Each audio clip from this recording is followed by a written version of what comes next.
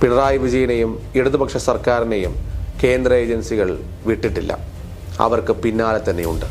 പിണറായി പരിശുദ്ധൻ മാത്രമല്ല, സൂര്യനെപ്പോലെ കത്തിജ്വലിക്കുകയാണ്. തൃശ്ശൂരിൽ പ്രധാനമന്ത്രി എത്തിയതിന് പിന്നിലും മുന്നണി രാഷ്ട്രീയമുണ്ടോ എന്നാണ്. ഒന്നും മറന്നിട്ടില്ല രാമ.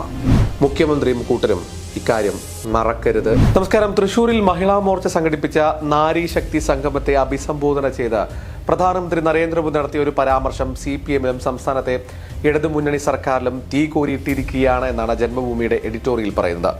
ഏത് ഓഫീസ് കേന്ദ്രീകരിച്ചാണ് സ്വർണ്ണക്കടത്ത് നടന്നതെന്ന് എല്ലാവർക്കും അറിയാമെന്ന് മാത്രമാണ് പ്രസംഗത്തിനിടെ പ്രധാനമന്ത്രി പറഞ്ഞത്.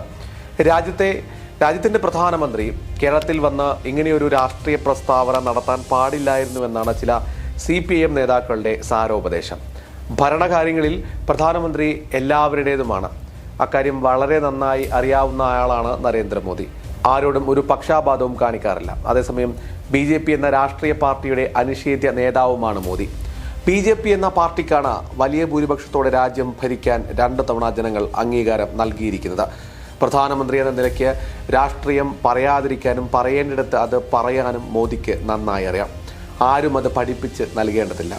ഇനി പ്രധാനമന്ത്രി രാഷ്ട്രീയം പറഞ്ഞുവെന്ന് ആരോപിക്കുന്നവർ ഏത് തരക്കാരാണ്?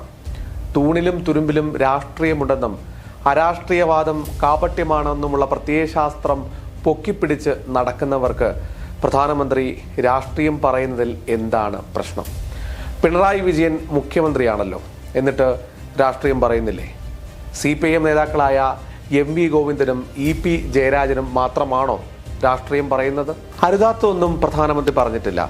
കേരള മുഖ്യമന്ത്രിയുടെ ഓഫീസ് കേന്ദ്രീകരിച്ച് സ്വർണ്ണക്കടത്ത് ഉൾപ്പെടെ നിയമവിരുദ്ധമായ പല കാര്യങ്ങളും നടന്നതായി വെളിപ്പെടുത്തിയത് അതിൽ പങ്കാളികളായവർ തന്നെയാണ്. അവർ വെറുതെ ഒരു ആരോപണം ഉന്നയിക്കുക മാത്രമായിരുന്നില്ല.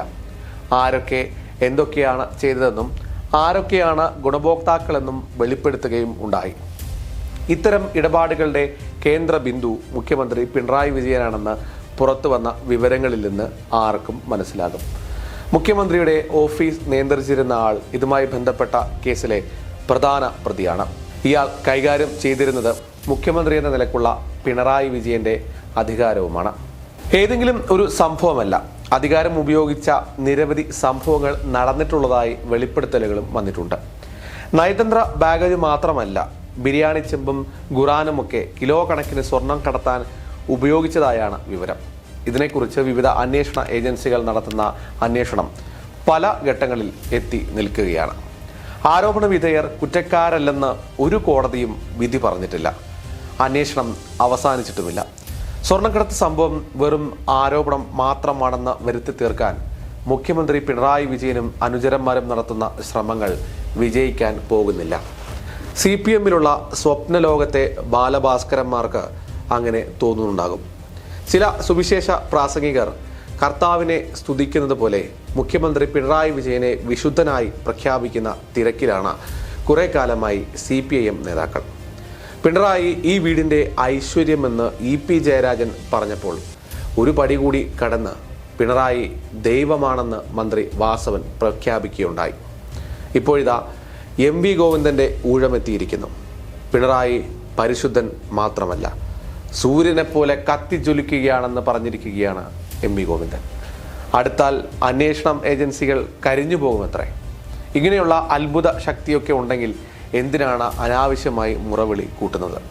അധികാരത്തിൻ്റെ മറവിൽ എന്തൊക്കെ നിയമവിരുദ്ധ പ്രവർത്തനങ്ങളാണ് നടത്തിയിട്ടുള്ളതെന്ന് പിണറായിക്ക് നന്നായിട്ടറിയാം. സ്വന്തം കുടുംബത്തിനും ഇതിൽ പങ്കുണ്ടെന്ന കാര്യത്തെക്കുറിച്ച് ബോധവാനുമാണ്.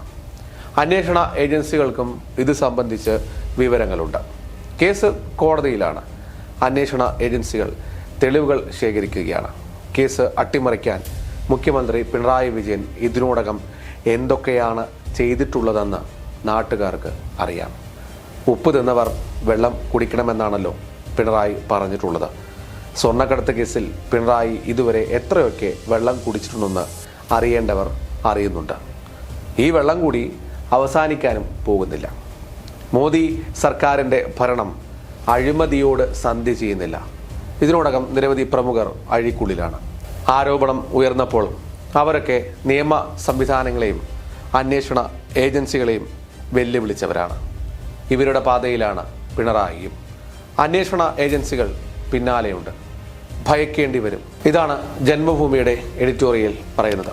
പ്രധാനമന്ത്രി നരേന്ദ്രമോദിയുടെ സന്ദർശനത്തിന് തൊട്ടു പിന്നാലെ CPIM-ഉം CPI-യും ഇടതുപക്ഷ പാർട്ടികളും ഇതുമായി ബന്ധപ്പെട്ടുകൊണ്ടുള്ള രൂക്ഷ വിമർശനങ്ങളുമായി രംഗത്തെത്തിയിരുന്നു.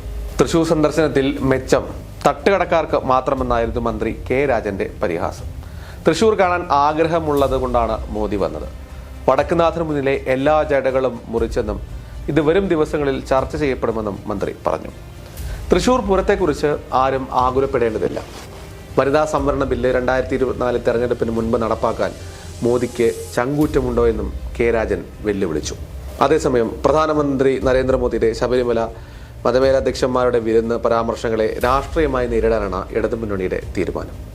ലോക്സഭാ തെരഞ്ഞെടുപ്പിന് മുൻപ് അയോധ്യ പോലെ ശബരിമലയെയും രാഷ്ട്രീയമായി ഉപയോഗിക്കുന്നുണ്ടെന്നാണ് ആരോപണം.